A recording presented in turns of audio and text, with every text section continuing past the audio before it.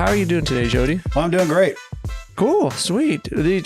So I don't know if it's just a South Dakota thing, because we had a few days of just like warm weather. Summer was kind of good, and then today's like freaking cold for me. It's this time of year in South Dakota, definitely. So you still getting acclimated, are you, or what? Nah, I'll never get. Not me. I can't. And then I told you, like, because we had a call, or I was calling you, and then I said I was capturing a mouse. So what happened was we're working on tiling my shower, and then a few days ago, this is what I saw when I was tiling, or I was out there in the garage cutting. I saw something run. And I looked under, and it was under this soffit and all this stuff. I was like, was that a mouse? I was like, nah, it's probably like a cricket. And then a day later, we wake up in the morning. My wife goes into the kitchen, and she's like, ah! I'm like, what happened? She's like, there's a mouse. I'm like, oh, man, there's a mouse. And it's been since yesterday, 4 days. I could not get that mouse. I put 8 snap traps, 2 of those glue traps, and then what happens every night, I put peanut butter and then like a peanut on the trap. It will grab the peanut and will not trigger the trap. You got to get a new trap. No. But then yesterday, where I think it was during that call, right before, I caught that mouse. I finally caught it. It just pah. Smart mouse. Yeah. Well, that's a South Dakota thing too. This time of year when it starts getting cold, they don't like South Dakota winters either. So they're trying to get inside. Yeah. And I was so happy. Like, I was texting some of the guys because they know about my that 4-day mouse issue. And one of them said, you need to go at night, get you a little sniper. And then one of them said, hey, finally you got the mouse. You should probably kind of put it I guess crucify it and put it out there so you could warn the other mouse. Yeah. The old fashioned wooden mouse traps still work the best. And that's the one that got it, because I got these other ones. It was plastic ones. Yeah, they didn't work. No, they're too tough to trip. So that's why I was getting it. Yeah, and sometimes simpler is better. Yeah, so, old school works. Yep. Hey, I think so. I don't know if you remember, Jody, but we kind of met, I'm going to say, a few years ago in person. Do you remember, because you guys it was one of the last Thursday on the plots where there's a bunch of people? Yeah. So we were, there was 2 vendors. It was you and then it was us. We were the ones doing tacos. Yeah. Wonderful stuff. Yeah, thanks. But that was, because that's where I saw y'all. And then we saw y'all again at that Ribs Rods. And I want to say, y'all's food's pretty damn good. Yeah. Well, we've, we tell people we cheat, we get a lot of practice. So, can I take a quick break? Finding insurance sucks. Lucky for y'all, I partnered up with Farm Bureau Financial Services. Need auto insurance? They got you. Need home insurance? Why not? You can bundle up and save a little bit because right now every dollar counts. They also do life, health, farm insurance. And if you have a bit of extra cash laying around, their financial services might help you out. Give John Cole a call and see what he can do for you. And tell him I sent you there. Links are in the description. Call 605-624-3011. Yeah, we stay busy. We fed over 1,000 people in 4 days and 3 days this last weekend, 4 different events. But yeah, we did 2 on Friday, 1 on Saturday, and then another one on Sunday for just under 400 people. So, whoa. But we, if you're not busy, you're not making money. Man, I like that. Yeah. So how did the ribs start? How did that ribs thing start? Did you always? How'd I get into it? Yeah. Yeah. Well, I've always been interested in barbecue. We did competition barbecue. Of course, we started the Ribs and Rods thing and ran that for 6 years. And I tell people, I found out what the vendors were making, and I said, that's enough of this volunteer stuff, and but it really goes, beyond and actually before that. We've got history in my family that goes back over 80 years. The business was named after my grandfather, Harnois, and he used to have a place on the west end of town, which is now where Bunyan's is. He actually sold the business to a guy by the name of Paul Bliss. And Paul and his dad were also really into barbecue too, but that's another story. And but my grandfather started to do these big customer appreciation events, started cooking ribs and, using his sauce and cooking over corn cobs, direct over the cobs. And it's really a great process.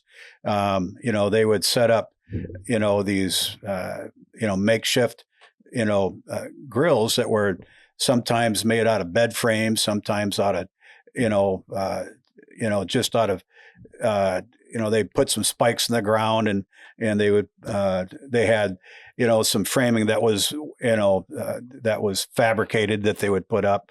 And then they would put corrugated tin on the outside, but that was really about it. And it sat about, 6 to 8 inches off the ground.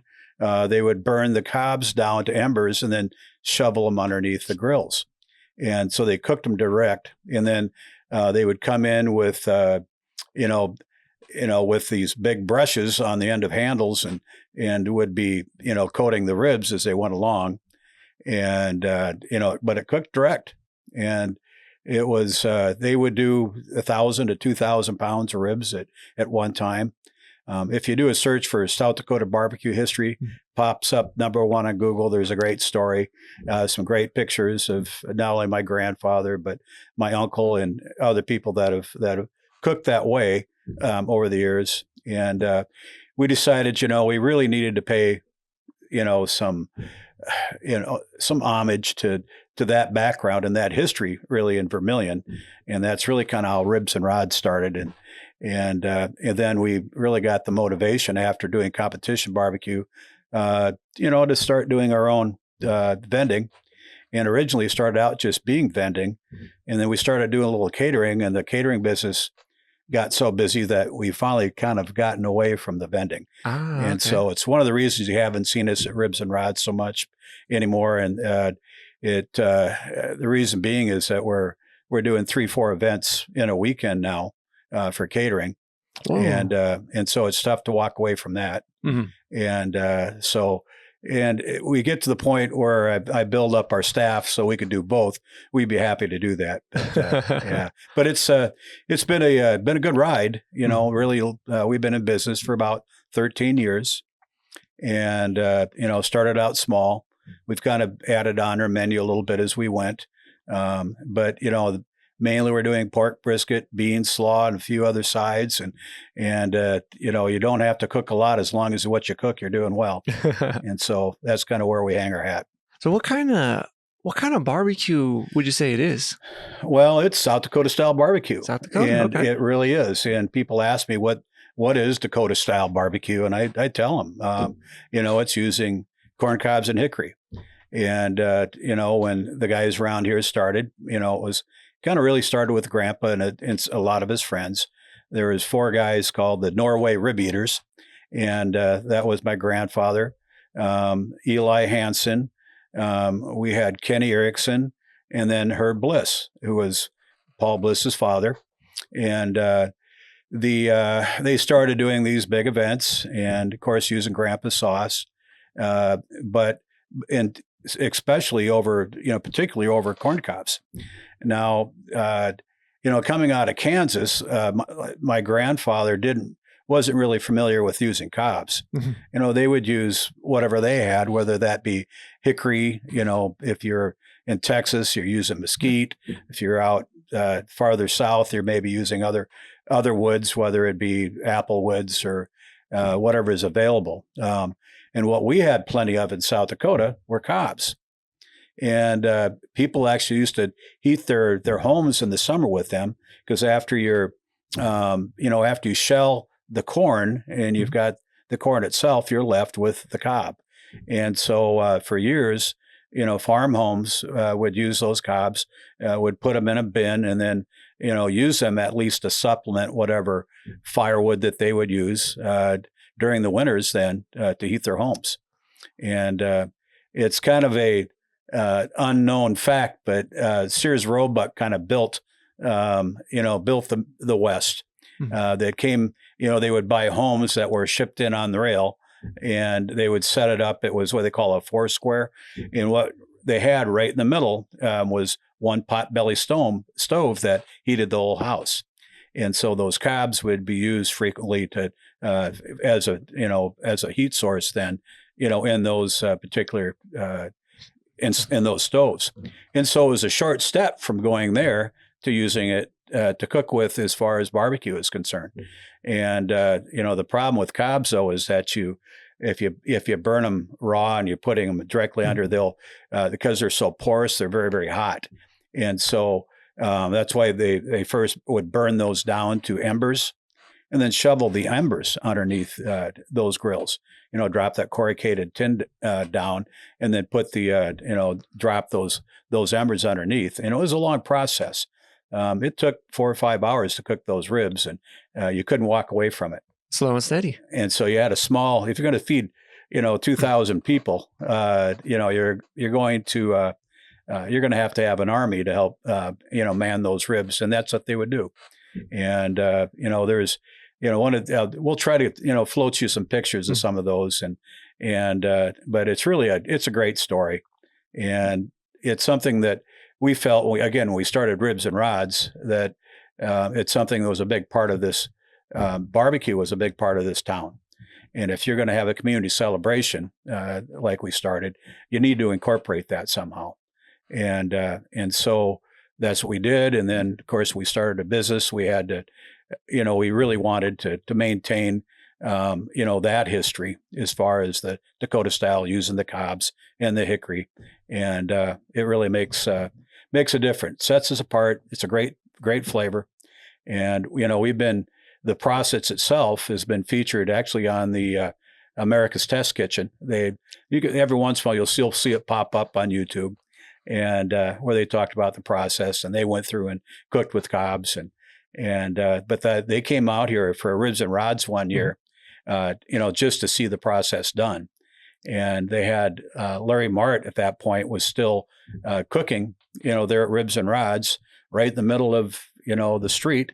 And they came in and took notes and took pictures and went back and tried to do it themselves. And evidently they got a pretty good result. So. But that story's still out there. So, but yeah, it's a lot about family. Mm-hmm. My wife and I are involved in this. We've got some outstanding people that are working for us. We've got one in particular, Dylan Kirkpatrick, and Dylan is wonderful. He's kind of taken over a lot of the responsibilities as far as cooking to free me up to the management side, but I'm always involved in that. We opened up the Rib Shack here. It's been about 5 years ago. And we really did that to give our local people a chance at least to sample our food at least once a week. Yeah. We only open on Thursdays, but the rest of the time, we're busy catering or preparing for catering. And so it's tough to do anything on the weekends for us. And we used to open on Tuesdays, but we found out that, we're making just as much on opening one day as we would by opening 2 days. And, you need to sleep sometime. And, one of the things my grandfather said, I actually was interested in taking over his business when I was graduating college. And I floated out the idea I'd be interesting owning a bar someday. And he said, Jody, you don't own a bar, it owns you. And he said it's worse if you own a restaurant. And so I always kept that in mind, that I wanted to make it manageable. And I think we do that. Okay. So, yeah. Would you ever do like a full restaurant, or nah, probably not? Well, yeah. We're actually looking at moving soon. Wow. And the plans are they've got it at the strip mall we're at. They've added on to the west there, and we're gonna take and rent the end unit and put drive-through in there. And so once we do that, we're going to be able to go year round, and possibly a few more dates. And then we're going to make sure that we've got some seating out front. And but it's full on restaurant. It's tough to do. And one of the other reasons that we cook once a week is that, a lot of restaurants, what they'll do is they'll cook once a week and then rewarm. We won't do that. And the reason being is that, you're losing some of the quality. You're just not, some of the products out there we have, when you rewarm them, they're fine. But I think people, when they stop into your restaurant, they expect your best every time they walk in the door. We just want to make sure This that we give episode is that brought them. to you by 5 Star Barbershop. Are y'all guys looking for a place to get a haircut? I recommend 5 Star Barbershop. They're the #1 barbershop in the southeast region of South Dakota. From haircuts, beards, eyebrows, shampoo, you name it. They also offer discounts for students and athletes. I will add their link so you can make an appointment because they get very, very busy. Now let's get back to it.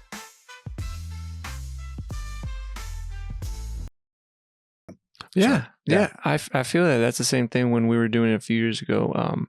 Because we were trying to figure out, first of all, they were asking, they're like, would you do a restaurant? I'm like, I don't think so. I could barely handle just like once or twice on the weekend. Right. But I wouldn't want to, we try to do like everything just like in person, this and that. And I didn't want to do like the rewarming, like cook at one time. I'm like, no, I think it's different. It's different. Well, and you can do it if you've got the volume. And the community will support that volume to where you can cook fresh every day. The other is that you pretty much have to have 2 shifts of staff. And that's tough to find in a college town. And, we're very, very lucky to have some good people that are working for us now. But if I overwork them, they're probably not going to be with me for very much longer. And we gotta keep that in mind. And, True. We want to make sure we protect the quality of our food. We want to serve the public, but we want to serve them the best that we got. And so I think the way we're managing it right now works. We may be able to increase the volume. I think if we do go drive through, and we're going to see and test that out. And then if there is the demand, then we're probably going to open up more often. Ooh, yeah. And it's what I tell people, barbecue isn't like doing a burger. You know what? If you run out of burger, you go buy more burger and you throw it on the grill. The problem with barbecue is that, you got to think 2-3 days ahead of time. First of all, you gotta season everything. Then you're cooking. You got to let it sit. I mean, it's better than a 24-hour process. So if you find out you got a busy day, you just can't add on. Now, if I was doing something like a pork loin, well, I cook a pork loin in a few hours, but typically even a few hours isn't enough time to make up for a fast day, to a busy day. If you're getting overrun, whatever you have cooked up at the time is going to be what you have to sell. And so we do our best to be able to match that. There's times that we run out. But if we've got leftovers, what we do oftentimes, we've got a group of people that let us know if you got leftovers kind of folks, and they'll help us out at a discount. We'll just put them on we'll put them on the list. And so we don't want to rewarm. Okay. So yeah. I feel that. See, I haven't, so my dad, he does Texas barbecue. He loves doing it. Mm-hmm. And I keep telling him, I was like, hey, when you get up here, we got to try the Hex barbecue. Cause he hasn't tried it. He's only used to just Texas. Sure. Same thing when I first tried it, the first impression, I was like, well, before eating it, I was like, I don't know. What if it's different? I'm just used to more Texas. I thought it was going to be like very sweet. Mm-hmm. No, it was great. And actually I think we had we had everything. And there was like a brisket. Was it a brisket? You guys have a brisket sandwich? We do. I had that one, but I didn't put the sauce on it. And it was that good that you didn't need the sauce. Well, if you're from Texas, they're going to tell you if you got to put sauce on a brisket, it's not good brisket. But that's sacrilege in Texas. And they're very, I've eaten at some of the best barbecue joints in Texas. We did a tour. We went to Franklin's and Jerby's, and we went to some of the other places out there that are highly ranked. And you go down to Franklin's, which they were on the the Texas Monthly top #1, for a couple of years, and went down and had a great conversation with Aaron. But you eat his brisket, it's salt, pepper. It's not overly seasoned, but it's perfectly cooked. And, that's what he's all about. And, we put a little more flavor into ours, and there's some secrets that we have that we use for that. And one of the things we actually use is a beer-based au jus. Now, a lot of people ask us, why don't you slice your brisket? And I said, well, the reason being is that one of the reasons that our brisket is moist and tender is that as we slice it, we pour the au jus back over it, and it sits in there. It soaks up that au jus. And so you're getting a lot of flavor. It's very moist. You never have a dry brisket. And so we have people occasionally that want us to slice it differently, and we can accommodate, but we really encourage them to have that au jus on the side to soak that in, because that's kind of our signature flavor. It works out well. We've got just this last weekend we were at a wedding, and I had a guy from Texas came up. Well, I'm from Texas. Every time I hear that, it kind of makes me wince just a little bit, because they have their expectations of what their brisket tastes like. And I said, all right. And I gave him I had a few slices, and I had a little bit of a burnt end, and I threw that in there and served it up like we normally serve it up. And he came back 15 minutes later. He says, that's the best brisket I've ever had. And coming from Texas, that's always kind of nice to hear. And we, you know what, we know what works for us. We know what our customers like, and what you can't be all things to all people. True. And so what we go for is a very tender, very moist brisket, and our customers like it. So cool. That's what we stay with. Is there a difference when you do like competition barbecue? You couldn't get away with that competition, but a guy probably could if you sliced it up and let it set. But like Case BS has a very well-defined set of expectations, and people say, oh, you can't slice your brisket that way. It's got to be sliced a certain way. And I said, okay, all right, who made those rules? And what I know is what my customers like. A lot of times you go to like Case BS and they say, well, you can't have your meat fall off the bone. That's too tender.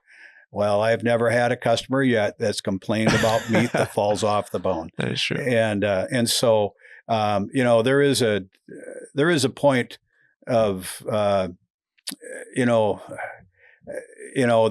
you can get things too tender. Yeah. And, I think that you just got to be aware of that. But again, I've never had anybody complain about a brisket or a rib that's too tender. So, so you do a lot of barbecue. Do you do other things, like any other?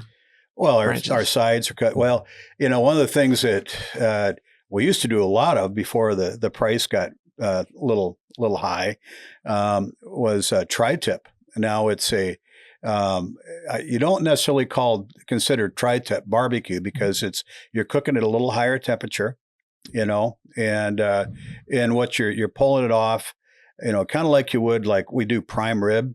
We do a smoked prime rib that's amazing. And we serve that at higher end events, a lot of company Christmas parties and so forth. We used to do a big event for about 300 people over in Yankton every year. And, but the budget, beef has gotten expensive. True. And people are shying away from that. We had tri-tip that went from like $4 a pound, almost to $12 a pound at one time. It's dropped back down again a little bit. But what happened was that the word got out what tri-tip is. Now, what a tri-tip is, it's just a triangular shape cut of meat. It's a bottom sirloin. Okay. And it's usually about 2 to 3 pounds. Okay. So it cooks up pretty quick, and you put a sear on it. We can tell you it's usually use SPG is what we call it. Salt, pepper, garlic, and that's about all you need. There's that and a few other seasons that we use. But then you slice it. And it's kind of tricky to slice because the grain goes a couple different ways in that little piece. But now here's the problem, is that there's only 2 of those 2 to 3 pound cuts on every cow. Oh, so that's why it's kind of. Yep. And so, and it used to be, it's a staple out in California. That was about the only place you'd find it. Well, now the word's got out on tri-tip, and anybody with a Traeger grill wants to cook tri-tip. And so demand went up, and accordingly the price did too. And so, we look for some alternatives out there. We do a great smoked eye around, and then we pair that up with our brisket. We call that our beef eater special. And but we used to put it with tri-tip. We also have a culotte steak, which is the top sirloin, very comparable to tri-tip. And we just kind of look at all those cuts to find out where we're getting the best bang for our buck, if you will. And we just price it out. But yeah, beef is spendy right now. So, yeah. So what about those customers that are like, do you ever get those customers that are vegetarians? Oh yeah. Well, and we do a stuffed mushroom that's great, and we can smoke a stuffed mushroom, and we've got some that are strictly that are vegan, and so there's we mix in some couscous and we'll throw in you can even take like cauliflower and mix that in, and to do it for a filling, and it really works out nice. Boy, if I can't put cheese on something, I'm usually at a loss. But we can do that. We also do there's some really good vegetarian burgers. There's like I guess it's a black bean burger that you can get that's wonderful. We offer that out there, but those stuffed mushrooms are pretty popular. Stuffed mushrooms. Yeah.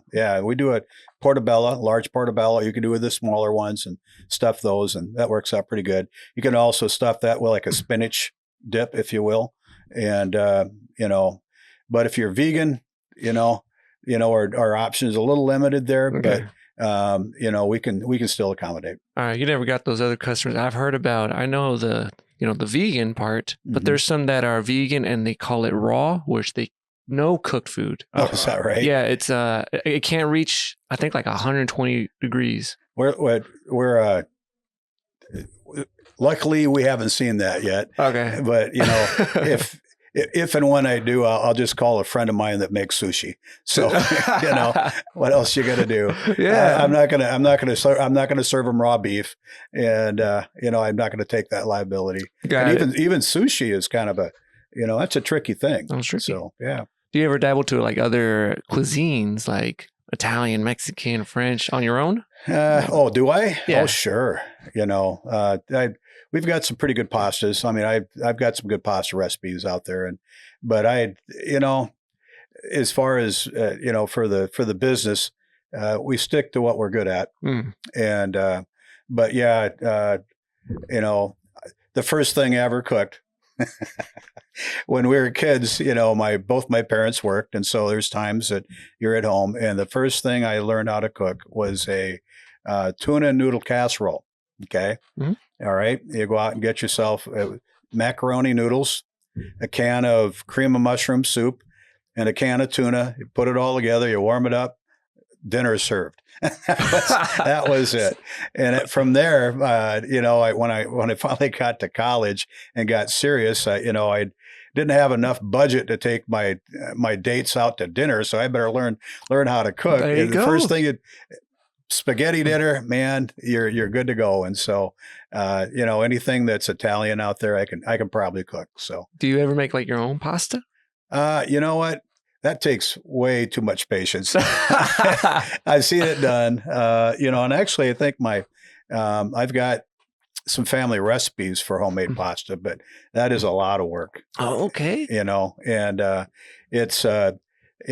Grandma evidently had more time on her hands than I do. So, I'll give her hats off to Grandma. Sweet. But, we stick to the basics. Anymore, you can go out and buy pre-cooked pasta that has the tortellini in it. And man, you can warm that up in about 10 minutes and serve it. And it's wonderful.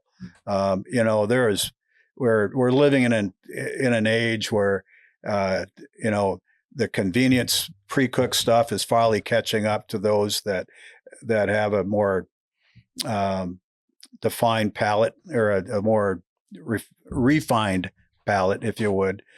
Somebody, for the picky eaters out there that want to cook for themselves, it's tough to beat some of the stuff that you're pulling off the shelf now. And even some of the restaurant supply places out there that are coming right out of the box are awful good food. We don't go there. But every once in a while, there's we do have a really good tortellini that we use that we doctor up a little bit. We put a little spinach in with it, and we do like a basil and garlic mixed and with along with some olive oil. It really makes a nice dish. And for somebody that's vegetarian, that's not a bad route to go. Mm-hmm. So, man, you're making me hungry. I know, right?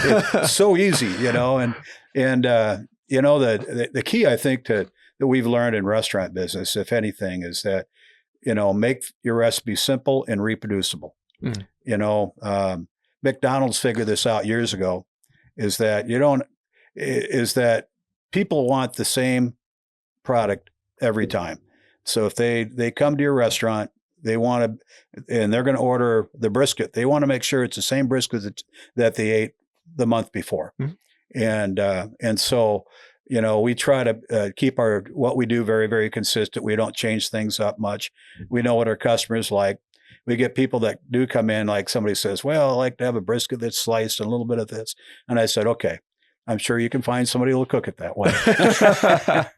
But, we try to accommodate the best we can, but we know what works, and we know what our customer is demanding. And the reason we can feed 1,000 people in 3 days is that we've got it down to a science. Mm-hmm. And, we don't miss. We're very consistent. And we just do the same thing at the same time the other day, and everything's cut the same way. And so when we present it to our customers, they get our best. Yeah. So if it ain't broke, don't fix it. You got it. You got it. Yeah. But we, there's times that we'll add different things on. We're looking at doing a beef rib before too long. Now we'll do it as a special. Beef ribs are expensive. Mm-hmm. And they take, they don't take a lot of time to cook, but it's technique sensitive. And again, people that order beef ribs know what they want. And, but we still have to kind of stay within the same flavor profile that we've been working with. And we've got one. And I think here before the end of the year, we're going to do a couple specials for people that want to do beef ribs sometime. And we may even do a pre-order on that, because if you do what they call the Brontosaurus ribs or the dinosaur ribs, nice and thick. I mean, a lot of times people can't even a single rib. They're going to have to split that with, with somebody that they came in the door with. And so, they're spendy, but, I think we need to try that here before too long. Yeah. People want food here. Hey, so besides the food, Jody, I heard you did some boxing back in the day. Boxing day. Yeah. Well, the boxing goes back quite a ways. And, when I was in high school, I fought, and we had a gentleman by the name of Bill Burns that started a club. He used to be a Chamber of Commerce manager, actually, in Vermillion, and he was going to school here at the same time. And he started up a great club, and I got involved, won a couple of state, Golden Gloves championships. And the problem with most every other student that comes here to Vermillion is someday you're going to leave, and Bill left town. Mm-hmm. And so I didn't want the boxing program to end, so I started coaching at like age 18. And it was my freshman year of college, and I decided that we needed an event that I think that the college kids could get involved in, and we started this thing called USD Charity Fight Night. And so that was really where I first started coaching, was with a lot of college kids. And then we opened it up for some junior boxing, and we traveled the state. And so we kind of, here a few years ago, I counted up how many kids I've trained over the years. It was well over 1,000. Wow. And we take pride in the fact that I've never charged a kid to train. It's either been self-funded or community funded. There is, a couple people that I always try to credit, with the success and the tenure of the club, and that's Larry Brady and his son Sean, who own Brady Properties, and whenever we needed a gym, they provide us a gym. Now I'd left Vermillion for a while, and I opened up programs in Aberdeen and Sioux Falls and Watertown, but we came back to Vermillion. Anytime I needed a building, the Brady's provided the building free of charge. And I don't think that enough people know what Larry and Sean have done for this community. But any chance I get, I want I'm going to convey that information. They've been wonderful. That's great. And but we had. We've had some great champions over the years. We've got a couple kids that have trained right now that one that's a world champion bare knuckled boxer. Now, it's not something I encourage, but he was a talented kid and he's went on. We've had a number of fighters that have competed in the UFC and have been ranked. And, we've had one boxer that by a kid by the name of Mark Bartow, that was an all-military champion, went on to the Olympic trials and fought Floyd Mayweather in the trials. He lost, but he went the distance with Floyd. So, but we've had and I've been the national championships with a number of different boxers and some good experience there. But it's been great. But the thing that we've really been focused on that I take a lot of pride in is that was the USD Charity Fight Night, which in itself went for over 30 years. And we'd love to get that started again over COVID. We lost our gym. And unfortunately, Larry and Sean ran out of buildings. So we're still looking for another place. And if we find a place and if we get it up and going, because I'm so busy with my business now, I'm going to need some help getting it going. But if there's anybody out there have the interest in the program, when I've got time, I'll train people. Yeah. So, but we've, in order to get a real club going again, it takes a lot of commitment. You don't want to get something start and leave a kid flat. We're only going to get in this when we know we're ready. But finding the place to train is really kind of key. And, we're going to keep looking. One of these days, we're going to have a long talk with the Boys and Girls Club over there at the Austin School. And the problem is that you're running into liability issues with a lot of people. And so you almost got to have your own independent facility. So, we keep looking to get something going. Yeah. Cause I've talked to people and they say that they wish there was a boxing thing. And I was like, I think there was. And then that's when Lucy told me that it's been there forever. And I saw some of the pictures. I think there was still like a Facebook. Well, it was, Coyote Combat, USD Boxing. It's still the Coyote Boxing. Yeah, we keep it there because if people reach out to us, we try to at least direct them to where they need to go. I started a program over in Yankton and Vermillion at the same time, and that got to be a little much. But we had a program started over there, but it's tough to keep going because people don't realize the amount of time it takes. Not only for the athlete, but for the coach. Oh yeah.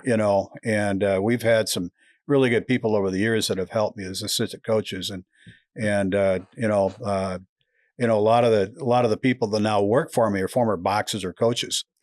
And I tell people is that they're the best people to hire. If they can count on them to be there every night at practice, they're going to be there at work.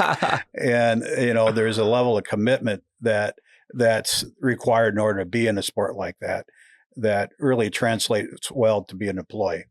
And so what I'll tell you, anybody out there looking to hire a great employee, look for somebody that's an ex-boxer. They'll take care of you. Who's one of your favorite boxers? Oh, Muhammad Ali has got to be it. Wow. He transcended the sport. Yeah. He just based on integrity alone, he's a great man. And he stood up for what he believed in and was willing to sacrifice, even his personal freedom in order to stand up for his beliefs. And, anybody like that is deserving of respect. But in the ring, the guy was phenomenal. He really changed the sport. He taught us how to move. Yeah. If they can't hit you, they can't beat you. There you go. Later on in his career, where he started doing the rope-a-dope. But it was not a style that I'd want to coach. Because I'm very concerned about head trauma. CT is a real thing. And, the first thing I do when a kid steps in the gym, before they even learn how to punch, I teach them how to duck. Oh, okay. I mean, it sounds like a joke, but it is true. But you get in, you score and you move. So you're not being hit. As you're throwing a punch, you're also slipping a punch at the same time. The idea is not be hit. And, even when we do sparring, it's a very, very supervised, very controlled sparring session, because you just don't need to be punched in the face any more than you have to. Yeah. And even in a sport that's kind of a requirement, doesn't mean you have to take the punishment. So, it's something that, I feel very strongly about. Even with that, you're still going to get a chance. There's still the likelihood that you're going to, take some blows. And so it's something that I've considered. And it's something that all coaches in any kind of a combat sport need to be aware of these days. So, yeah. Well, that explains why Floyd Mayweather is like very successful. It's very hard to hit the guy sometimes. But he was phenomenal. That's just instinctive. It's tough to train that. And you got people like him and even Muhammad Ali that just have certain skill sets and that just aren't trainable. And so, I've had kids come in the gym that just want to, wade in and go. And I said, not our style. You may want to try another sport. Yeah. And so, but yeah, there's no reason to take that kind of punishment. I've been watching a lot of Canelo for the past few years. The first boxer that I actually paid attention was Manny Pacquiao. Yeah. And then later I started watching a bunch of Canelo, and I was watching some analysis, and they said something strange with not strange, but with Canelo is he's one of the few boxers that when he punches, he goes for your arms. And they were doing, I think it was on Joe Rogan or something. They were talking about it. And they're like, yeah, a lot of people don't go for the arms, but eventually gets them tired, and he just punches hard. That's a great concept. The one I should have probably employed, but that's one of the reasons that a lot of, older boxers say, take out the body and the head will fall. But you wear down, you fatigue those arms. It's not a bad concept. You're not scoring points off the arms. At least in amateur boxing.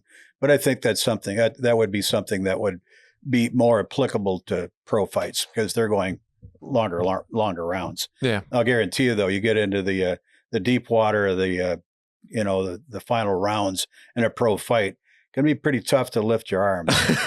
And I got a kick out of the when they had what was a UFC fight? Conor McGregor, and they thought, Conor's going to tear him up. And I said, Conor's not going to touch him.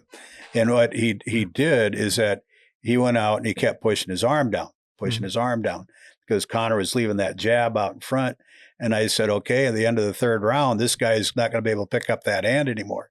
Sure enough, he couldn't even throw a punch anymore with that left jab. And then he just took him apart. Yeah. And, it's you gotta, brute strength is one thing, talent is another. But being a cagey, intelligent fighter, if you don't have that, you're not going to go far. And that's one thing that Floyd was always able to do. He's smart. So, yeah. Yeah, and he adapted and overcame in every fight. If somebody was matching, one strategy he was throwing out, he'd be able to change throughout the fight to adapt to that and then beat him. Ali did a lot of the same, and it's just his the outcome for him was a little bit different than most, and it was unfortunate. What do you think about Mike Tyson? Oh, Tyson's amazing. He deadly. But the problem with most punchers is that they typically don't translate in long careers. But he stretched his out for quite a while and still very effective. Everybody thought that he was going to have a shot at his last fight with Jake Paul. Oh, Jake Paul. I saw that. But and Jake Paul is a better boxer than people think he is. And, but I knew all he was going to have to do is just stay away from Tyson for about 2-3 rounds, and then he was going to own him. Time does not discriminate. It doesn't matter who you are, how good of a champion you are. Eventually, your body wears down, and so it was actually not a bad showing on Tyson's part in that fight. But yeah, Tyson was developed his own style with Cus D'Amato. He was being said. Cus D'Amato had the designation. Cus D'Amato was Mike Tyson's coach, even as an amateur and into the pros. And once he lost him, his career, really took the wrong turn, because I don't think that, Tyson just thought he was going to walk in and just bowl over people. But one of the things that made him so great was the timing of his combination, his punches that were just perfectly tuned, and who tuned those up for him were Cus D'Amato and his trainers. And he lost that later on. He still has one punch power, but as far as the putting his combinations together, he was never as effective as he was after he lost his trainers. But Cus D'Amato actually trained the 2 youngest heavyweight champions in history. And so when Tyson, I think, was age 18, became champion, maybe 19. 18, 19. Yeah. And so, but Floyd Patterson was the other fighter that Cus D'Amato trained. And Mike Tyson, the other reason Cus D'Amato liked Tyson so much, because he was kind of a much stronger, Floyd Patterson. So, and the same movement, a lot of the same skills, just a lot more strength. And so, yeah, remember him, in the late 80s, watching him fight. It was just, you kind of knew what the outcome was before it even started. But there was nobody had that kind of power coming out of the gates. Everybody talks about Rocky Marciano, but one of the things they forget was most of Rocky Marciano's fights were kind of handpicked, and never fought a real big guy. And the reason being is Rocky was only about 180, 185 pounds. Try to put him up against the heavyweights of the day. No way. Absolutely no way. So, but yeah, boxing was a great sport. It was a good experience for us, and I miss it a lot. Hopefully someday we'll get the program back going again. But yeah. So did you ever do any boxing yourself? No, I never done boxing. I wish after high school there was a boxing. They had same thing. It was like a strip mall back home, and I always wanted to try it, but I just never done it. I like when I was much more younger. I guess still a little bit. I really like. I like sports a lot. Mm-hmm. I used to do a lot of baseball, but I was never aggressive. Right. But like, for example, in middle school, when we did athletics for the first time, I wanted to do basketball, but we had to do football. And I was like, man, I don't want to do football. I don't like football. And I'm not bragging, but they split us to A and B team. You do your tryouts, and I'm one of the few people. I mean, of course, this was back then, not now. I could tackle people. Right. So I was aggressive. Same thing in baseball. I could throw the ball hard and I could hit it hard. I just never had that competitiveness. Right. Same thing, like if you've seen those people when kids, when they lose, they get all angry and this and that. For me, if I lost, it's fine. If I win, it's fine. I just like playing the game. That's actually not a bad attitude. Yeah. The people that, eventually you're going to lose. And if you don't know how to lose, you got a problem. Oh man. And that really translates in life too. And, if you get knocked down, you can't get back up again, or you don't get back up again, you've lost pretty early, because, life's going to always throw you curveballs, and it's, things aren't always going to turn out for you. And it's what you do, after you've been knocked down, and what you can do, get back up and keep going. Yeah. And I think a lot of that translates into a lot of sports. But I think we focus too much on winning sometimes. Mm. And where, I tell you what, I learned more from my losses in the ring than I ever did from my victories. And, you figure out, okay, that didn't work. Now, what do I got to do different, the next time, if you can do that in life, it's really going to make a difference. I tell the story and I've been in, I worked in sales and sales training for many years. And the story I used to tell is how I lost my first 3 fights and just did well enough to lose. And my 4th fight, I had my coach couldn't make it to the fights. And I had a young guy, it was actually my same age, that had been boxing a few more years, that took the club to an event. And one of the things you used to have to do is you go in, everybody would throw in their names on cards, and they do the matching and come back, and that's who you fought that night. They'd match you up the best you could. And so this kid comes back and says, and I'm a junior in high school at the time. He says, I got you matched with a sophomore. If you don't win this fight, hang it up, And so I'm thinking, no way I'm going to lose this fight. And so I get out there and the kid throws a punch and man, he dazes me and I got to stay in 8 count. And I'm just thinking, lucky punch. Mm-hmm. And so it goes back out and we're going again. He dings me again. I'm thinking, no big deal, lucky punch. At the end of the first round, I'm finally getting to him. 2nd round, I win.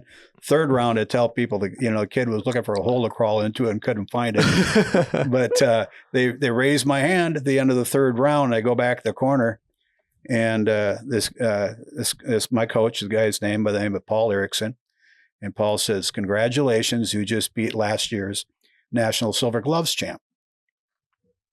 Now, if I would have known who it was that I was fighting before I went in, I would have been in trouble.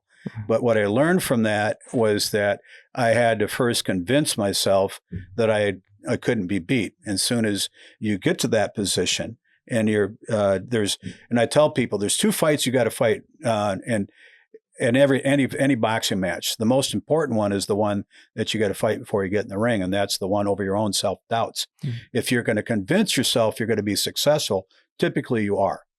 Okay. And so that's the one thing I translated. That fight not only changed my boxing career, because I never lost another fight for the rest of the year, and going into a big part of the 2nd year, and so I applied that to everything I've ever done, any kind of a challenging situation, whether it be a sales presentation, whether it be a test in high school or college. I realized that you first have to be mentally prepared that I'm ready for this. I can handle anything this guy's going to throw at me. And if you've done that, you've already won. It doesn't matter, win or lose, you come out of that ring, you gave the best that you can give. You're in the long run, you're going to come out ahead. But the first thing you need to do is overcome your own self-doubts. And if you can teach that to a kid, you've done something. That's great advice. Why do you think many kids, especially nowadays, have that self-doubt or not that much confidence?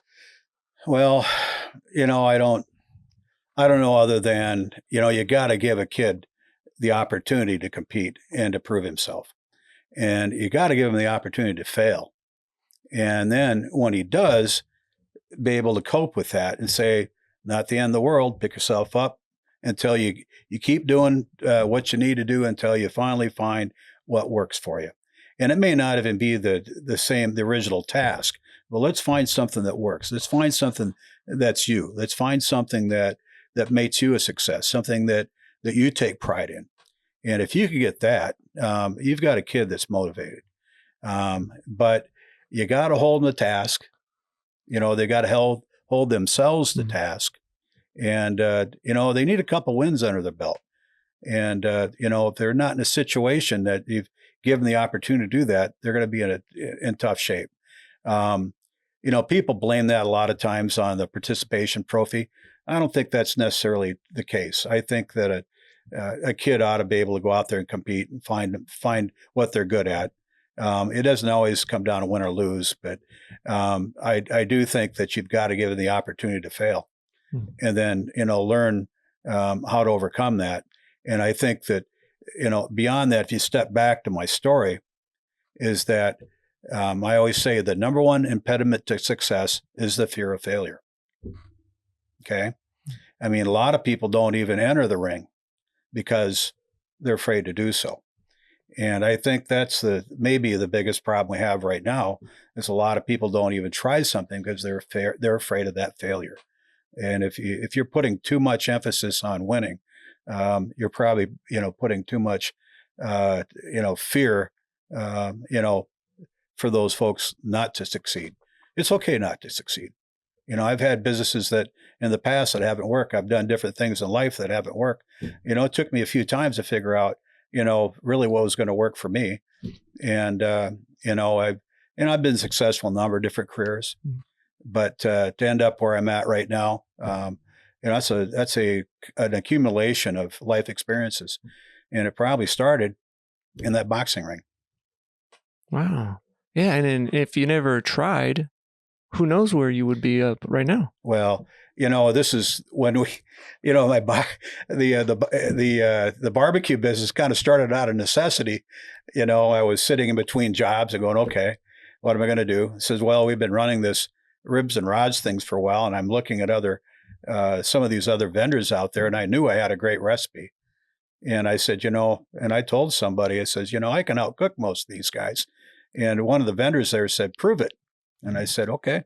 And so the next year we came in and we had our own, went out and I learned what equipment and how to do things. And I should tell the story. I've got my mentor in barbecue is a gentleman by the name of John Biak. He was at Willingham's Barbecue. He was one of the vendors here at Ribs and Rods. He was one of the 2 stories tall, banners they had out. He was a national rib vendor. And, they do an event out in Utah, Nevada rather. And that's, they'll go through 300 cases of ribs in 5 days. Whoa. And just phenomenal. You'll take ribs and rods times about 100. And that's the Best of West barbecue event out in Sparks, Nevada. At any rate, so I went out there one year with him and learned how to do that. And then I traveled with him for a year to kind of learn the business, found out what equipment to use. I knew we had recipes, and I was always visualizing how to apply that, to that setting, to that. And so I learned what I needed to do. But John has since then become still a great friend. Anything and if I've got any new ideas, I bounce it off of him, and he kind of does the same for me now and then. But what a great relationship to have. But we started that, and I learned the basics, got involved, and just everything after that just kind of grew. And what my original vision for my business had changed, from being a major event vendor to almost strictly now just catering. We've got the restaurant, and that may change too. That restaurant could take off, and, we'd have to probably divide our forces up a little bit in order to accommodate that. But I think, kind of adapt and overcome a little bit. Yep. But you learn you find out what you're good at, and that's what you do. We keep things simple. We don't, and it's worked for us. But I think that you got to come out, you got to start, and realize that, if you get knocked down, it's what you do after you've been knocked down that defines you, and just find what works. And my gosh, I was lucky enough to do that. Yeah. So yeah, I agree on that. See, we're already at that hour mark. Hey, go, time flies. Time flies. Yeah. Well, you're easy to talk to. Yeah, thanks. So, so before we end it, where can people find you guys at, or what plans do you guys have upcoming? Okay. Well, for events, we do a lot of work over in Northwest Iowa. We're in Nebraska quite a bit, Sioux Falls. We love Orange City and Sioux Center, and they seem to love us. and so we're over there a lot. We're doing a lot more work over in Yankton. We're hoping to do is that we want to set up a, kind of use the new facility we have over there as a commissary. And what we'll do is cook, instead of being open more days a week, we're probably going to just be opening in more places. And so we've got, I own 3 food trucks. We don't use them as much anymore. But what we want to do is set those up. Use one location, of course, here in Vermillion, maybe another one down in North Sioux or Sioux Center over in Yankton. And then we cook the food. And then we've got, I've got 5 catering vans. And so we throw the food in the catering van, send it out to that location, serve it up that day. And when you're done, you come home. And that's kind of our long-term plan here. And hopefully with the next year, that's going to be realized. The problem is finding the right people. Yeah. And so if somebody out there that kind of likes being an entrepreneur, somebody operates one of those satellite locations like a food truck, I'm going to give them 50% of the profits. And so whatever we make, they can enter in. I got all the equipment. I got everything you need. I got the recipe. We'll set you up. You go out, set up, and put the work in, and we'll do the rest. And, but we need somebody that we can trust. Yep. And, somebody that's going to be there every day, and somebody that can weather the slow days and understanding that busier days will come as you go along. And that's not always easy for people to handle. Mm-hmm. And so you've got to kind of have an entrepreneurial spirit in order to get involved with that. And but if we've got some people out there that are interested, shoot me a call. We've got an opportunity. Yeah. So find yourself a boxer. Maybe I'll reopen that gym and answer that problem right there. So yeah. Well, thank you. Yeah, sweet. And, I'll put on the links. This was great. I much appreciate the call. And I got to tell you that I consider myself very lucky for having grown up in Vermillion. This town has been very, very good to me and my family. And, we do what we can to earn our place here. And, we just hope when, my day is done and I'm remembered for somebody that gave it a shot. So. It'll be sweet. Cool. All right. Thank you. Thank you. You bet.